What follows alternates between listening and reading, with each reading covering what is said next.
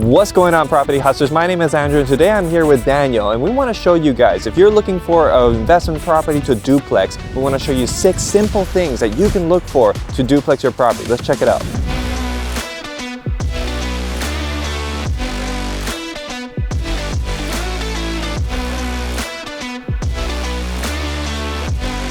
So the first thing and the easy thing that you want to take a look at when you're viewing the property is the entrances. You have a front door entrance and you have a back door entrance. If it has 2 units, you want to have 2 separate entrances. Now the second thing you want to look out for is zoning, and you can do this before you look at the property, but basically if we list out all the zoning criteria here, if your property falls in any one of these zoning classes, you're on the right track for a duplex conversion. So the third thing that you need to verify is the driveway. The driveway has to be a double driveway. The cars cannot park straight forward. They have to be able to park side by side. So you want to make sure that your driveway is a double driveway.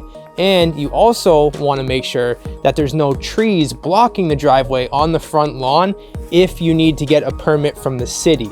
Remember, the city has to approve it. So if that tree is blocking it and you're not allowed to remove that tree, you're not going to be able to get that permit. So make sure you have a double car driveway so the cars can park side by side. Now the fourth thing we're going to be looking at here has a little bit to do with building code. When we're looking at a property, the main floor is actually going to be the easiest space to work with, but when you're doing a duplex conversion, where you really want to apply some knowledge here is in the basement. So what we're going to look at is part 11 and part 9 of the building code, which basically has to do with where your property falls. Now, for the most part, a lot of us, when we're looking at properties, especially here in Hamilton, we're looking at properties that are older than 5 years old. So we're going to be looking at part 11 of the building code, which has certain criteria that we need to pay attention to see if this space is going to work for us. So let's talk about that a little bit. One of the things that we need to consider here is basement ceiling height. When we're looking at properties that are over 5 years old and you want to see, can we make this basement into another unit? We need to see, do we have 6 foot 5 inches? Now, I'm about 6 foot tall, so this will definitely meet the requirement for that height, and we can build a unit in here. One thing that I do think is important to mention here is that if an inspector comes in and wants to measure the ceiling height, they're actually going to measure from the lowest point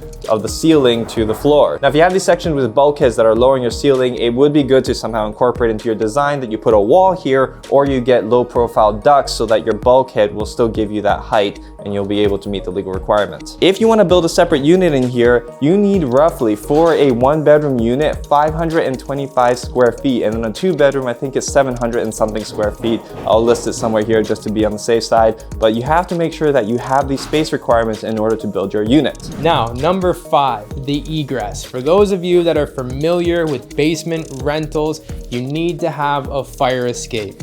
Now, this window you can see is too small, so it has to be cut out. So we have a bigger window, and the rule of thumb is the tenant has to be able to crawl out of the window. Now, the requirements are different for each city, so make sure you check with your regional fire code to make sure that you can do it. Now, the 6th thing we want to talk to you about here is ease of conversion. When you're looking at a space, you might say, okay, we meet the height requirements, we have the entrances, but can this project be easily done? Now, the one thing we always look out for is to see whether or not we can work with a basement space such that it matches the upstairs space. I'm talking about things like having your bathroom above another bathroom. So whatever you're going to put your bathroom in the basement, you're going to make sure that there's a bathroom upstairs. And usually you're working off of what is already existing upstairs. So you want to find where those stacks are and put the bathroom right below there. You can share the plumbing. You don't have to route new things here. And then you can also check to make sure that the separation meets fire code. And I'm talking about things like when you have the drain stack coming down, you cannot have ABS between the units. You need to make sure that it is metal. And then if you're looking to have your kitchens, you want to make sure that the drainage separation also meets the fire code requirements. So these are all things that'll make your life a whole lot easier, and it'll make sure that you have windows where the bedroom should be, and it'll make sure that you have all of your plumbing all in the same place so that your project isn't going to be a pain to do. So if you guys are looking for a duplex conversion and you need help verifying your information, give us a call, shoot us a text, or send us an email,